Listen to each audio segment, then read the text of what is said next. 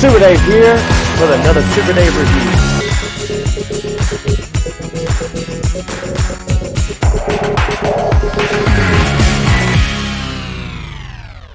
Super Dave here with another exciting Masters of the Universe, this time a Mondo 1/6 scale review. And this was a timed edition and a very special one. Now, just because of the pure cost of these, I've not been able to get all of them. I have gotten the Revelation Skeletor, which is my favorite Skeletor in 1/6 scale of any I've seen that they've made. And then the He-Man Deluxe plus a regular He-Man. I had to have two He-Man, one that I could do battle armor and one regular, chest armor. And I got She-Ra. And then, of course, non-MOTU, I had to get Lion-O. I did not order Mum-Ra, and I'm probably not going to get all of those. And I did miss out on Man-at-Arms. I would love it if they would come out with another Man-at-Arms, because I would love to have that one. But this dude is incredible. The images and the things that they've done to him. I was going to pass on all the secondary characters. Just couldn't take... Once in a lifetime probably for these dudes, and I just could not pass on this one. So I'm reviewing him, just got him in today on the 29th of December. So we're going to break him open and check him out. We see that it's kind of a purple box, which makes sense. It says Man-E Faces Deluxe figure. It's got a little write-up on the back. If you'd like to pause and read that now, you certainly can.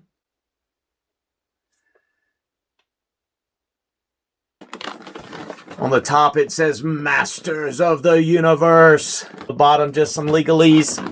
So there you have it. Not a whole lot to the box this go around like we've seen in the past. Let's go ahead and open the second layer and see what we have. So when we open that box and pull out the plastic, we just have layers and layers and layers of plastic. You can't really see a whole lot of what's inside. It's just layers and layers of plastic with almost like a black sheet over the figure, so you can't even see it. You can see some of the head sculpts and some of the weapons and the hands over there on the side, and some of the twirling heads that reveal the different characters. Many faces can portray a base here, and looks like a figure. I can't remember which figure they come with. I do remember that little village of drawer figures that was in the episode Many Faces, I believe was debuted in, but I can't remember what they're called. We'll find out here in just a minute. You know how Mondo likes to pack some little characters that go along with them. But let's go ahead and open this big boy over here on Eternia and check him out. And let's first take a look at our Many Faces mini accessories. And first of all, our Many Faces comes with 5 sets of hands. A set of balled up fisted hands that comes equipped on the character. He comes with a set of, looks like weapon holding hands. And then another set of weapon holding hands. I'm not sure really what the difference is. Because, of course, with the ball joint, you can get them to go vertical, horizontal, however you want to, depending on how you position them. Then he has some true trigger finger hands, and then some actually very specifically designed open grappling holding looking hands. So that is interesting. And then we have, of course, his classic type staff or scepter, and that is cool and different colored. Usually we see orange a lot on Many Faces. Not this time. Not a lot of orange here. It's more flesh tone, which I personally like. But then he also comes with his traditional blaster, which is classic to this character, but with a lot of nice detail. Usually, again, this is just a solid orange piece that we've gotten in Classics, Vintage, Origins, and Masterverse. But here in Mondo, we're getting this really nice looking blaster that looks cool. And then a very, very specific looking MOTU type weapon is our machine gun type blaster over here, two-handed style, with some dark brown and gold accents and grays, gunmetal gray. So that's looking neat. And then we get, of course, 3 count them, 3 sets with this time release set with Man-E-Faces head sculpts. We have this set, which we'll take a look at those in just a moment. This set, you can see there's more than one face on each set, and this set. And so we'll take a closer look at them, but before I forget the name, this is Squinch. And before widgets were a thing on phones, widgets were a group of dwarf little people that lived in a village on Eternia. I think it was Eternia. But this is Squinch, and he is looking cute. He has some articulation, but not much. And we get this little fella because him and the other widgets were in the first episode that Man-E-Faces debuted in. And so that's really cool. All right, now that we've gotten all the accessories out of the way, let's take a closer look at Man-E-Faces right now. All right, couple of things that I did forget to mention and accessories that I will mention here as we take a closer look, and that is he's standing on his base, which also comes with this piece that will go in between his legs for like a crotch piece stand. I'll show you that in just a moment. And one more headpiece that is the real special treat with this guy, but I'm going to reveal that in just a moment. First, let's take a look at this headpiece that comes equipped with him. Just take a look at this. 1, that's Man-E-Faces. 2, that's Beast Face, his Beast face, monster face. 3, which is his traditional looking robotic face, looking awesome. And then finally, the 4th face. Not sure exactly what this face is all about, but I'm very curious to find out.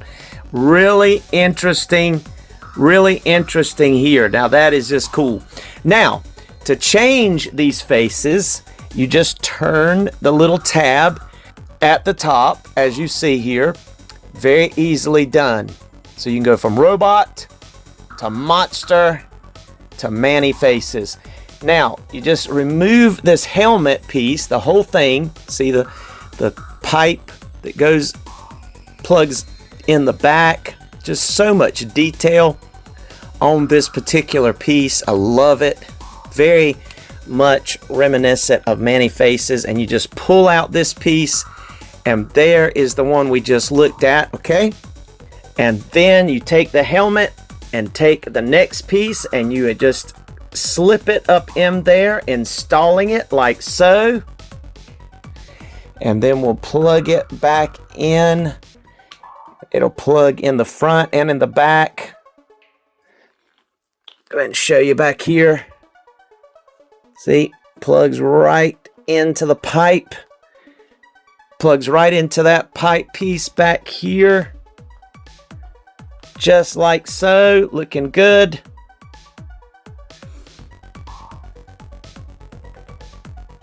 Perfect. Now, check this out. We're going to turn it again. 1, 2, and look at that. 3, Skeletor. And then the 4th one was the face where he's laughing or talking, looking awesome. Isn't that so cool? Neat. And now, as I already showed you how to install it, so I went ahead and installed it. This is the 3rd headset that we get, and got an angry looking Man-E-Faces. So 1, and you got a sad monster face. 2, you got a different kind of robot face. That kind of looks more like, I think maybe the classics. 3, and then finally, I'm not sure what this face is, but it looks cool. Almost looks like a robotic Skeletor, but that's cool too. And then back to the angry Man-E-Faces. Just look at that. That is so neat. But without further ado, there is one more headpiece. Look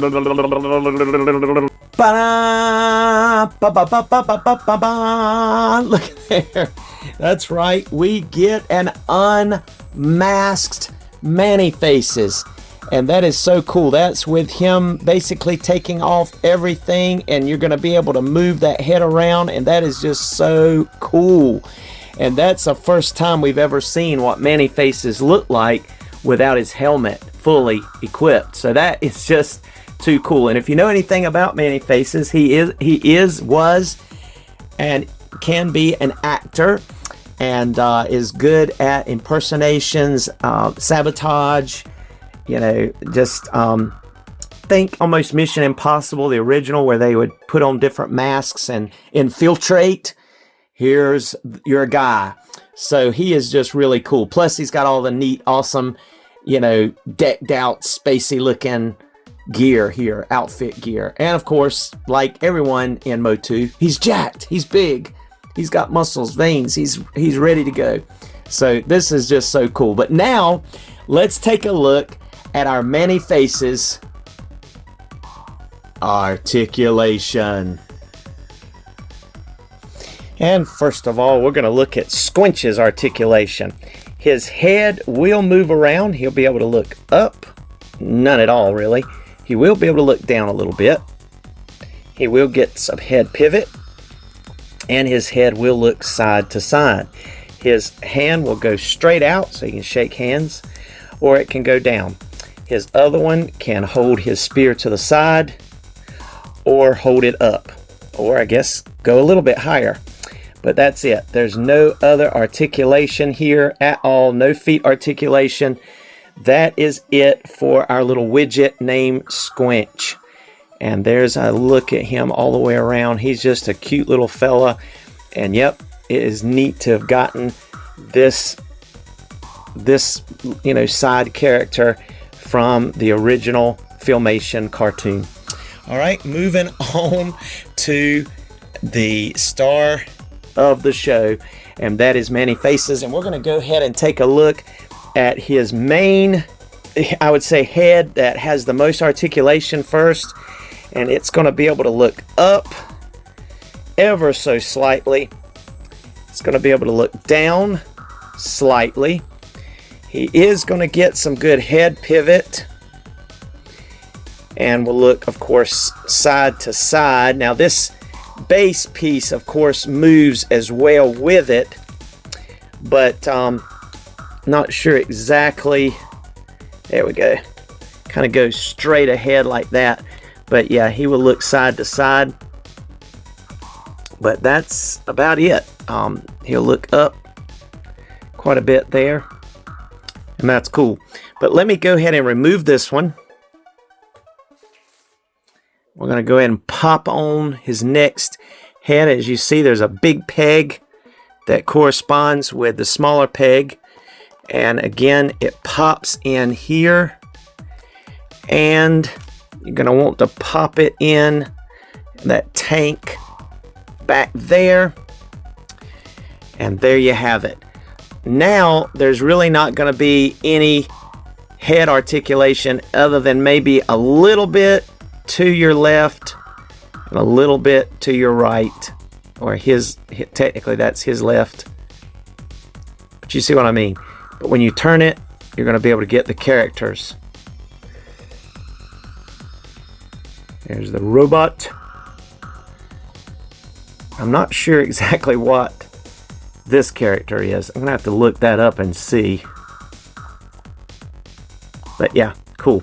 All right, moving on. He will get full 360 with the arms. He's not going to be able to strike a T-pose. For some reason, all this girth here in the shoulder and this piece up here, it's going to hit right there in this piping work, and you're not going to be able to get any further up than about right there on both sides. He does have bicep swivel and elbow swivel. He has single jointed elbows, but it does get pretty much a full 90 degrees. Now this piece is a separate articulation. It does maneuver out of the way to cover that joint, which is nice. And as I said, he will get, depending on which way you have that ball peg, that ball joint, you're going to be able to get either your vertical or horizontal hinges. See, depending on which way you have it positioned. Either way, you're going to be able to do it. And now let's see, you could go this way, vertical. And over here, same way. I've already got this one going vertical with that blaster, and I've also equipped the actual trigger finger, so you can see how nice that looks. There is no gauntlet articulation or swivel of any kind. Right? Now moving on to his diaphragm.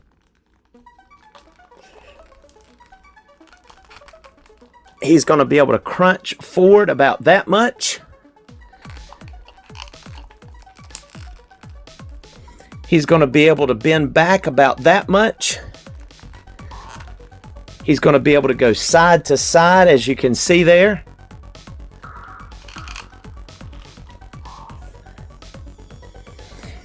And you're going to be able to swivel a little bit at that rib cage. And then you're going to be able to add to it the ball joint at the waist and go even further in with a crunch. Even further back, bending back. And even further still side to side if you add the ball joint in the side at his waist. We're not having any problems so far with this guy like we've seen in some of the figures, mainly He-Man, where the ball joint at the waist kept wanting to pop out. All right, let's see. Not quite full splits, but pretty close.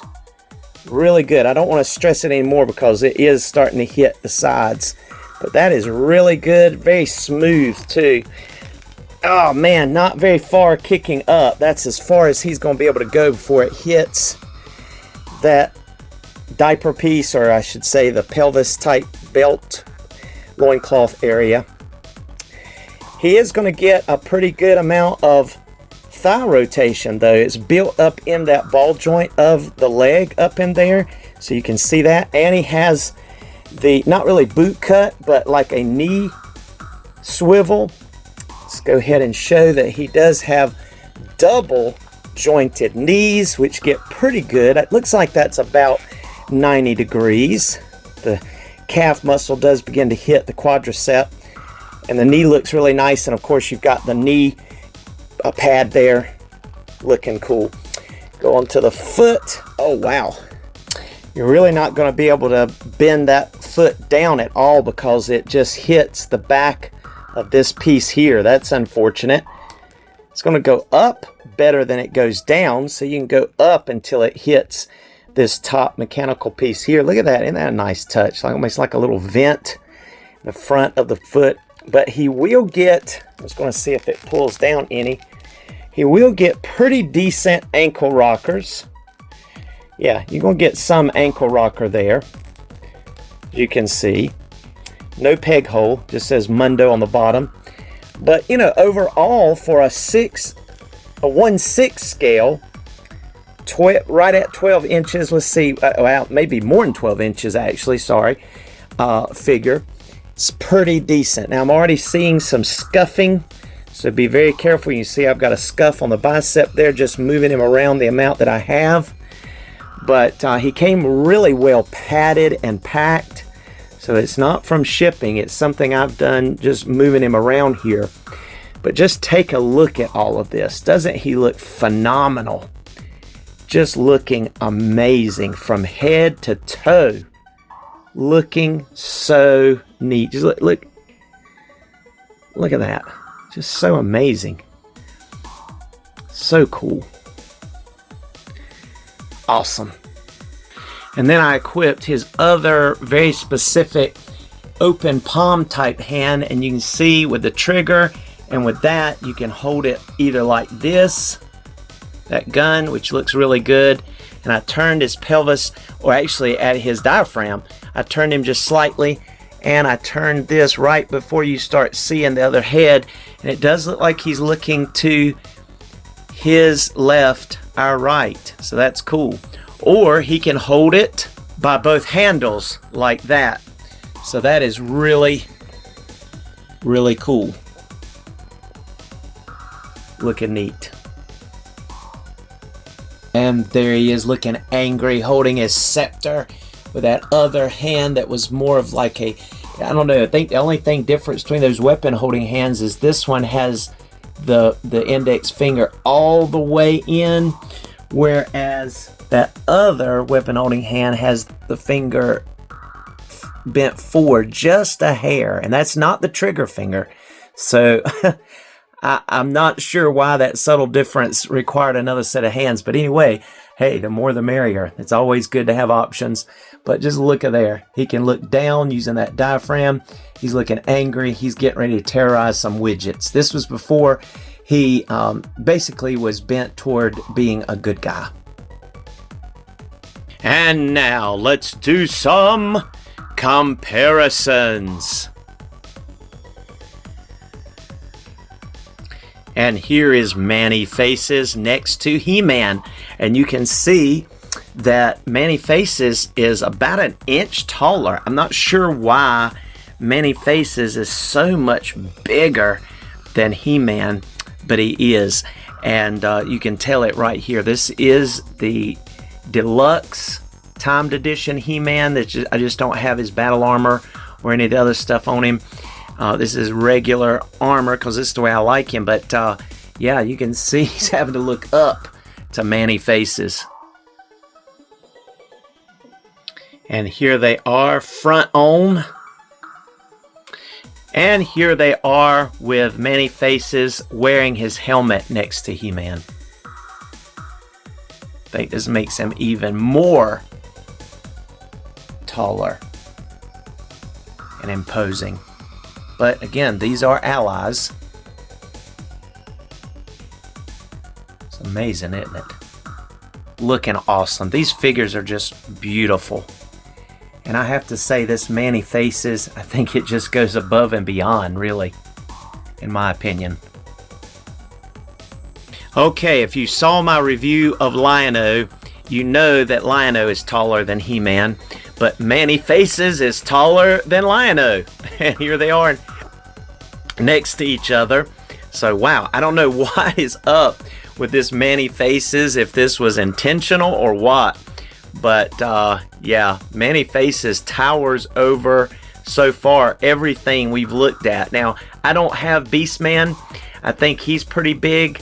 A villain, one of Skeletor's minions, henchmen. But, you know, of course, Lion-O is part of the Thundercats. But just love the look at these two together, the colors, everything. You know, we've got to have our own crossover, right? Of the Thundercats and MOTU. But instead of the crazy origin ones that, you know, are kind of weird, I love these Mondo figures that they're coming out with. MOTU and our Lion-O. I wonder, you know, we're getting the 1/12 scale 2000X MOTU figures coming out. We've already got Clawful, He-Man, and Skeletor on order. Wonder if they would ever do Lion-O Thundercats. That would be so cool. But here we do have the 1/6 scale.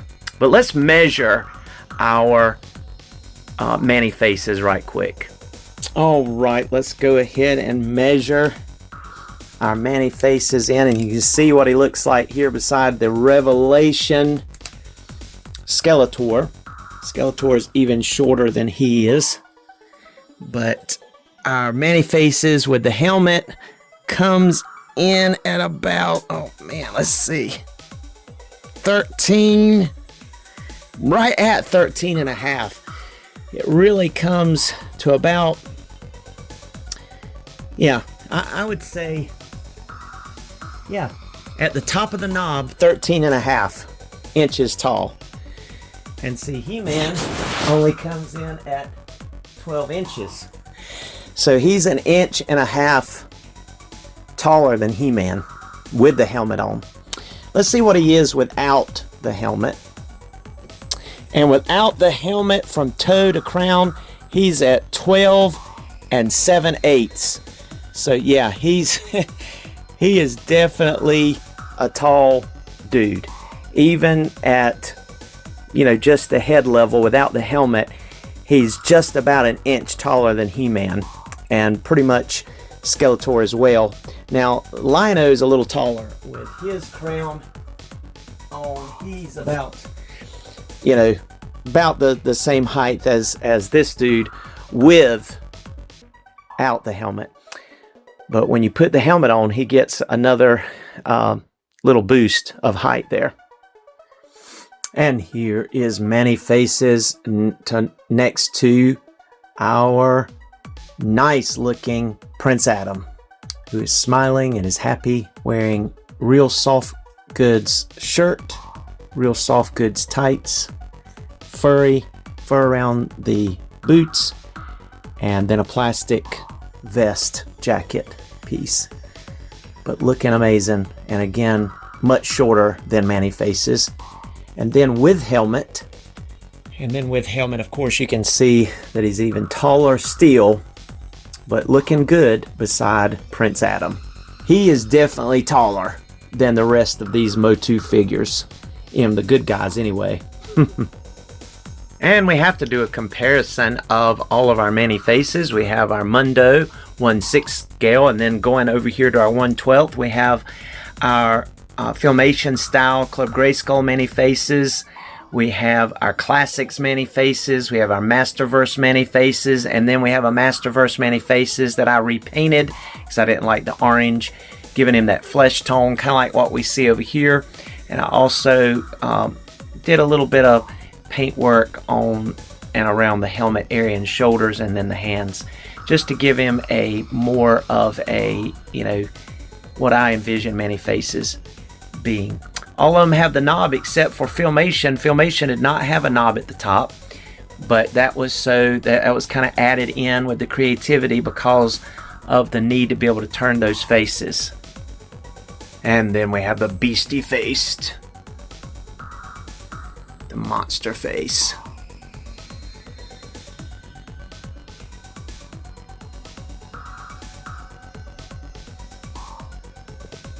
And then finally we have the robot face.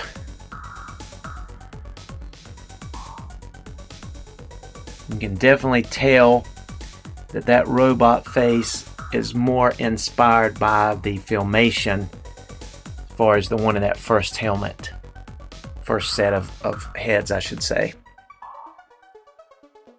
And the stand is different. I mentioned it earlier, but I was going to show it to you. And you can, put this piece on there or not, because you can definitely put him on it, which I'm not going to put him on it because he stands fine without it. But if you are presenting them on a, shelf, you might want to use that for extra stability, and you have it, which is neat. A little bit different texture than what we've seen. Usually it's a smooth black piece, but this one looks kind of like stone, or maybe even kind of reminiscent of Castle Grayskull's texture of the ground. But anyway, let's go ahead and put them all together and wish you a good day or good night, and be blessed. Thank you for joining this Super Dave review. Here's some photos in the photo gallery.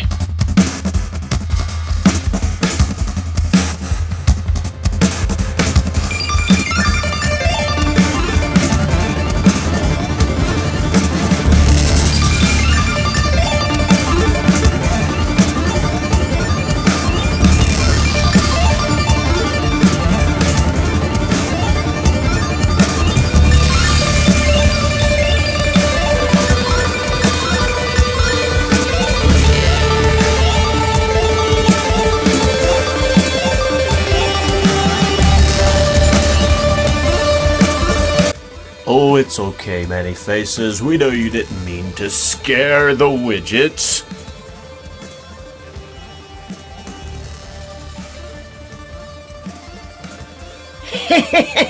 I'll get you, He-Man!